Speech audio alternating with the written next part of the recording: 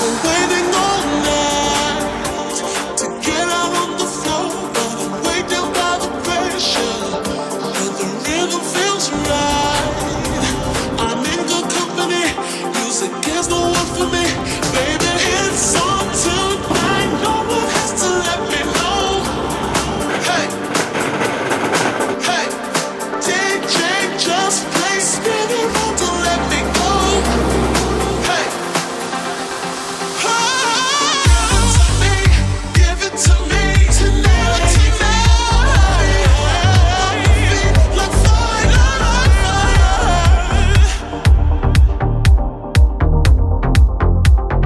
Give it to me, give it to me.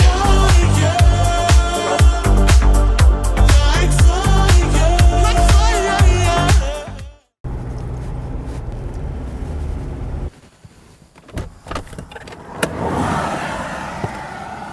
Hey, what's up guys? Welcome to a very special fur review / travel vlog. As you can see from the backdrop, I am a long way from home. I'm not in Brisbane, I'm in Bundaberg, which is a 4-hour drive north of Brisbane.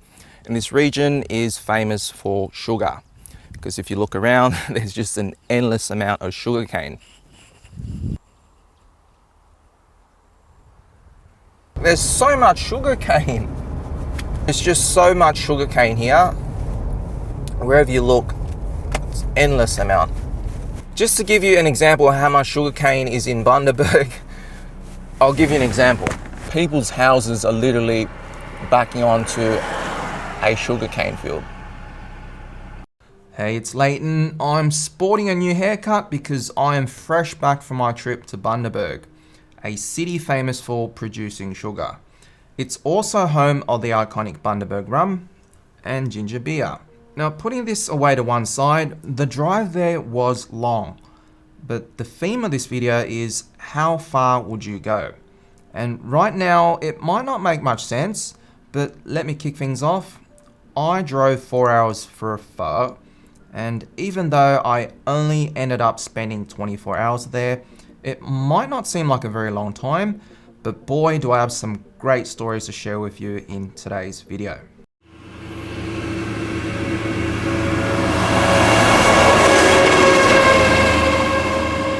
That tractor that just passed looks like cuts the sugarcane and puts it in these carts. And just to give you an idea of how much sugar is produced in this region, they literally needed to put in railway tracks to get all this to the processing plants. And yes, this is a railway crossing sign in the middle of a sugarcane field. To give you an example of how much sugarcane is next to me, I'm going to give you an example a bit closer to home. On my menu, I've got fresh pressed sugarcane juice or nước mía, and I take about a bundle every fortnight. But that is like a grain of sand in the ocean compared to what's next to me or behind me. My journey began on Sunday morning. We left Brisbane just after 9 o'clock. But before that, we picked up a few things from the Asian grocery store for a special dinner that night. And the ingredients were just like mushrooms and vegetables. My question was, why can't we just buy this stuff up in Bundaberg? I mean, the farms are there, right? But apparently by the time the produce gets down to Brisbane and onto your plate, it's actually cheaper to buy it here, which makes absolutely no sense, right? Because you'd think that with the farms up there and the town right next door, it'd be cheaper, but apparently not, which I still don't get. Starting route to Bundaberg. Google Maps said the drive was gonna take 4 hours, and in my mind, I thought it was gonna be this really long, boring drive, but in reality, I actually didn't mind the drive at all. There was hardly any traffic that day, and the roads were pretty much straight, although a lot of roadworks. And when you break it up into a few rest stops, it actually wasn't a bad drive at all. I actually ended up enjoying it. Cái hại của nó đâu nó thích. Và mẹ nó kêu là mỗi lần như vậy là con kia nó chửi nó dữ lắm, kêu mẹ tại sao mà con tao đã như vậy rồi mày không có làm gì á, ý là vậy. Thì bên đây nó còn thẳng tính nữa. So we pulled into Bundaberg just after 2 and started prepping for this special dinner that night.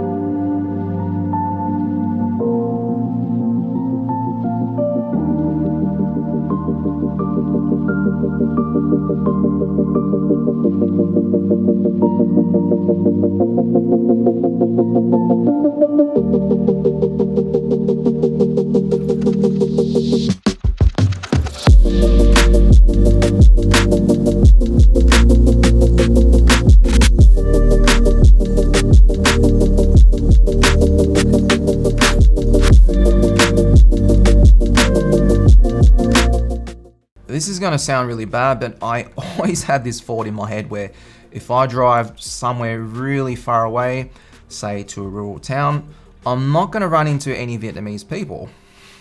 But I was so wrong. In fact, I was shocked because I could not believe there was such a large community of Vietnamese people living in Bundaberg. And it just goes to show the Viets are everywhere. I was staying over at one of my uncle's friend's place, and as I sat down on their dining table just to take a rest from that long drive, there was this giant punnet of strawberries sitting in front of me.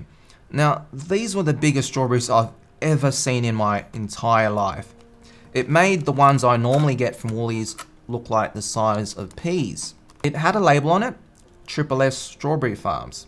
And I'm not the biggest strawberry eater, but geez, I ended up eating half that punnet because it was just so fresh, as I listened to the story of how this strawberry farm belonged to the wealthiest Vietnamese family in Bundaberg. I found this story so intriguing that, you know what I did? My first official stop in Bundaberg was to SSS Strawberry Farms to pick some strawberries.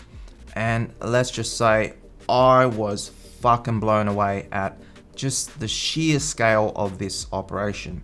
We're talking like this giant shed, Sunday afternoon, and there was just an army of workers packing strawberries. I've never seen anything like it. There were conveyor belts and just a lot of boxes, and it almost reminded me of, you know, like an Amazon or iPhone factory. And let's just say I was just so impressed. They had this little shop on the side where you can either walk in and buy pre-packed strawberries, or you can pick your own out in the field. I chose the latter, and for $8 they give you an empty punnet, and you can pretty much knock yourself out and fill it as high as you can. And it was actually the perfect time to pick strawberries, being late in the afternoon. I can see everywhere. I can hear everywhere. I can feel you everywhere. I can hear everywhere. I can feel everywhere. I can hear everywhere. I can feel you everywhere.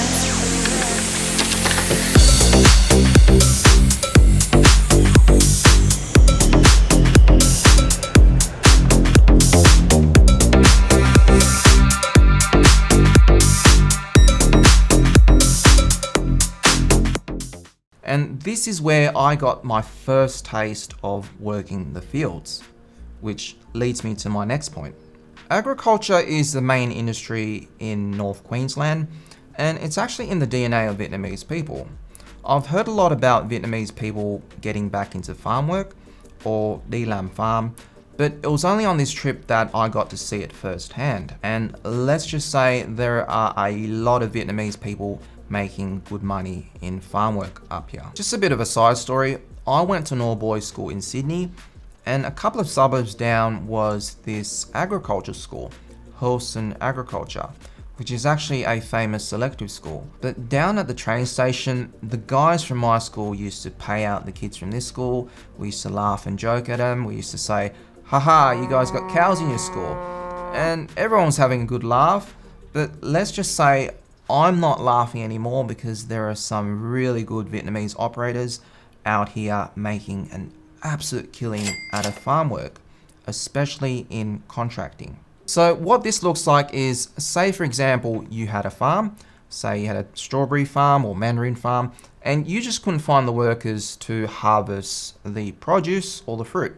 You'd call up a contractor, say Mr. Tan, who's Vietnamese.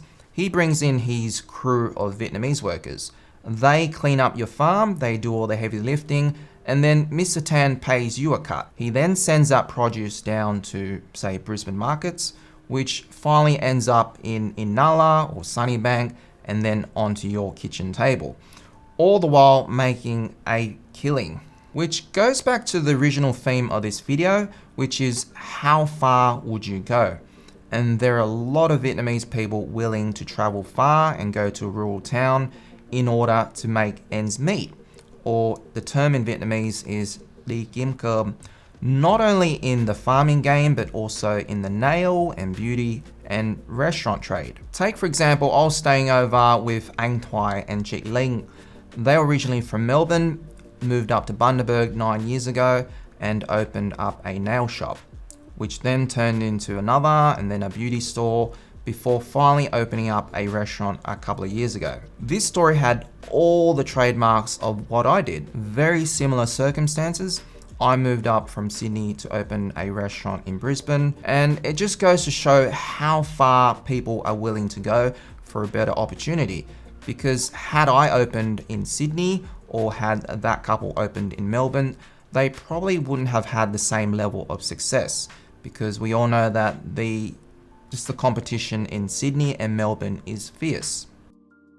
That night we had a small gathering, and the main dish was lẩu gà nấm, which translates to steamboat of chicken with an assortment of mushrooms. The other dish was mud crab, and geez, I've never had better mud crab than this. It was freshly caught that morning, and the meat was just very chuck. I'm not sure how you translate that into English, but that is how Vietnamese people like their crab meat.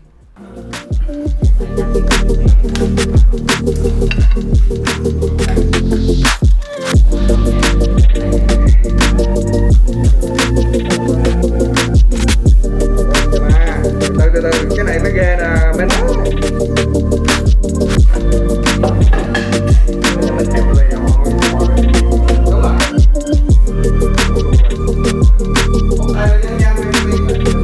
Happy birthday. New Year. Yeah. Cái gì cũng được hết. Rồi mời nha, vui vẻ nha. Vui vẻ không vào. Đúng một giá rồi hết. Chín hết rồi, bỏ vô 5 phút rồi nó chín à. Nhanh lắm. Làm Nghe chị Linh nói. Trời ơi, Linh đồn. ồ má ơi, nghe Linh chắc phiền lắm. Nghe Linh nha. Ồ, nghe Linh nguy hiểm lắm đó nha. Giận tối nữa. Cái lỗ trời nó xuất vô. Tôi dẹp hơi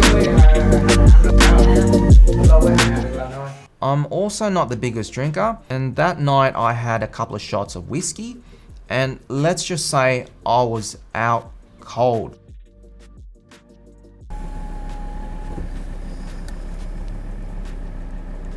The next morning I shot that intro, and I was just surprised that I even got through it, considering I was a bit hungover, I hadn't had my morning coffee, and I didn't get the best sleep because it wasn't my bed, because I'm like the fussiest sleeper. But thank God I brought my pillow. The number one attraction in Bundaberg is to visit the distillery or the wooden barrel. So that is what I did. Just over on my right is the Bundaberg Brewery, and that is a must-do when you come to Bundaberg. So we're going to pull in. Oh no, I've gone the wrong way.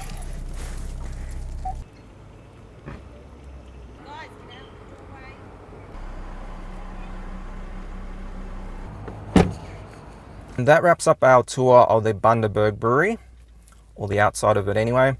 And if you're wondering, has there been some kind of mistake in the edit? No, because I'm not actually here for the rum or for the tour. I'm here for a pho. So I literally just drove in here to tease you guys. And now I'm going to head off and grab this pho. I'm just pulling into this shopping centre. It's called Hinklow Central. It's one of the two main shopping centres in Bundaberg. And there's a pho restaurant I'm going to try here. Arrive at Hinklow Central. Arrived. Just having a quick look at the place. It's no Westfields, that's for sure. Now, down to the business end. I visited Bundy's Vietnamese, which is one of two Vietnamese restaurants in Bundaberg. It was originally owned by Anh Thuy and Chị Linh, who I was staying with the night before, but they recently sold the business to a young couple from Melbourne, Tâm and Nhi. Hello! The chef here was Anh Đại, who happened to be at the dinner last night, and long story short, he had no formal training and was actually taught by my uncle. So when I said to him I was going to come in tomorrow to review a pho, he was a bit nervous. I mean, I would be too. I don't blame him, because this is almost like an episode of Kitchen Nightmares where Gordon revisits a restaurant to see if the quality is still the same. The new owners are a young couple from Melbourne, and the question has to be asked, what motivated them to move up here? And the answer is very simple, 2 letters, PR. And I'm not talking about PR as in my personal record, like record for driving 4 hours for a pho. PR stands for permanent residency, or lại. And this is actually a fascinating area where you can purchase a business in a rural area in order to help you get this PR. I absolutely love this topic, but I'm gonna leave it for another video. So with their kind permission, I got to step inside the kitchen for a bit of a look around. And it's always been my intention on this channel to be able to do that. Because let's be honest, sitting outside in the dining area is boring. But being able to get into the kitchen and being able to chat with the chefs, that's what really excites me. Nó phở đặc biệt đấy. Dạ cho em phở tô đặc biệt luôn. Rồi.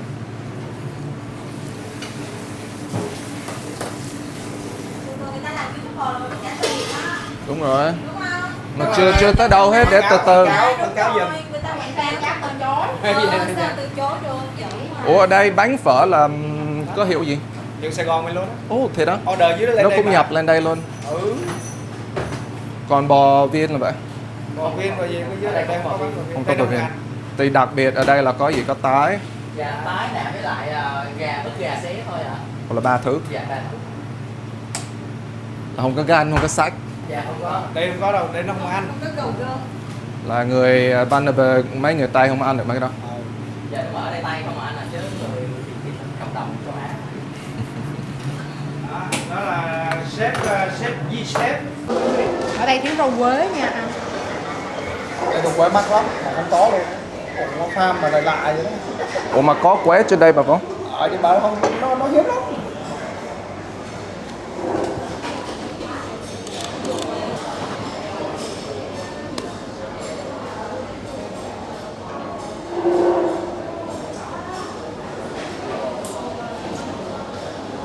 Chỉ là thử dùm thôi nha. Dạ.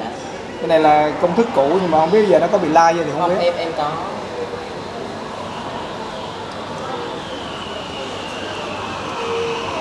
Hơi ngọt đúng không?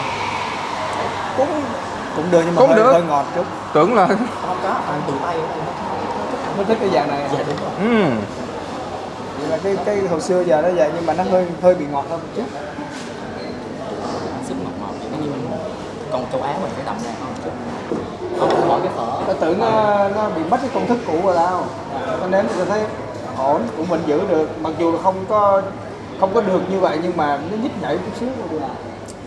Như vậy là ngon rồi á. Dạ, không bột ngọt anh. Thì đây là đâu có sợ bột ngọt đó, nào giờ? Em không sợ bột ngọt. Dạ em tên Tâm, vợ em tên Nhi. Tâm và Nhi Dạ. là hai vợ chồng. Dạ hai vợ chồng. Là nghe là từ Melbourne lên. Dạ đúng rồi. Hồi đó mấy đứa học gì đâu không? Dạ em học accounting cũng Accounting làm luôn kế hả? toán ở dưới luôn. Có đi làm luôn rồi. Thói quen của người dân ở đây rồi bắt đầu mình làm theo thói quen của người dân này chứ đem cái của Melbourne lên đây cũng không có phù hợp. Chưa Dạ. cho đúng cho Dạ, đúng rồi. chuyện này ở trên Tại đây. vì ở Melbourne thì dân du lịch, dân nói chung là đây. dân phòng, dân bận rộn thì người ta với lại cái lượng dân cư nó rất là nhiều. Và cứ buổi trưa vô là nó dồn ào vào, người ta tranh thủ người ta mua ăn. Ok, cảm ơn em. Dạ dạ. Thank you. Anh ăn nha. Right, down to the pho review. This broth had a home style feel about it. It's very gentle or nhẹ. It certainly didn't have double D's, as in it wasn't đậm đà, which means the taste wasn't strong. And it had a slightly sweet edge to it.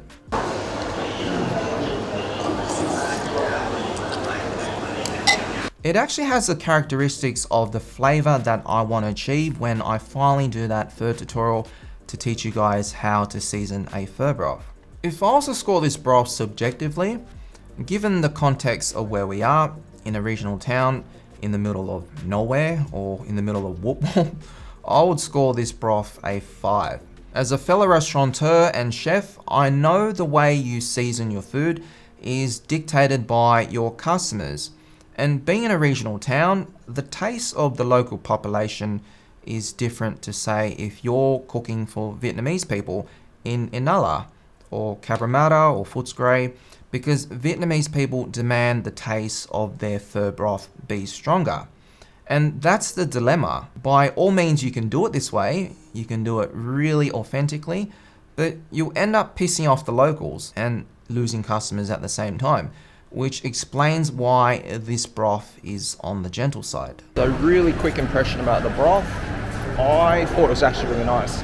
I'm quite impressed because I've driven a long way for it and I thought it was going to be pretty crap, but it turned out to be quite decent, and considering the context of where we are in Bundaberg, they're going to do well if they stick to that recipe. It's a little bit on the light side in terms of depth of the broth, but then again, considering the market that we're in, a lot of local people here are Australian and they prefer their broth not too rich. Just to be fair to everyone on this channel, if I was to score this broth objectively, I would give it a 3.5. It's not quite there yet, but it still checks a lot of boxes. And if you've driven 4 hours, say you're a truckie, or you're just passing through and suddenly you've got this craving for pho, this bowl here will hit the spot and you'd be very happy with it. Just one very minor thing I noticed, the broth was quite cloudy. Thấy nước hơi không trong hả? Có lửa không? Mà không trong là do nó trục thở chưa tới. This wasn't because the chef didn't strain the broth through a sieve, it was because the broth wasn't very hot. This causes the rare beef or the thigh to shed some fibers, and it gives it this cloudy apple-like appearance. It's not a deal breaker, but it's just something I thought I'd mention. Lần sau gặp nha. Bye. And that wraps up today's video.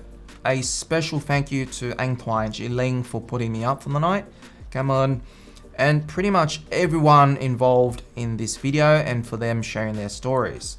This channel isn't just about me, it's about the stories behind the bowl. We've got a couple of interesting things coming up in the next few weeks. I got invited to be a private chef at a birthday party, and this completely came out of the blue. I was not expecting it, but it seemed to have come straight off the back of this trip to Bundaberg, so I cannot explain it. It's going to be really extravagant. I'm almost like a celebrity chef for the night, so I'm very excited. The client is very happy with the menu that I proposed. Obviously, I can't serve pho because for a Vietnamese event, get-togethers, yeah, pho just doesn't cut it. So you guys will get to see me put on quite a show. And yes, I'm gonna be vlogging it. So make sure to subscribe so you do not miss a thing. And I'll see you guys in my next video.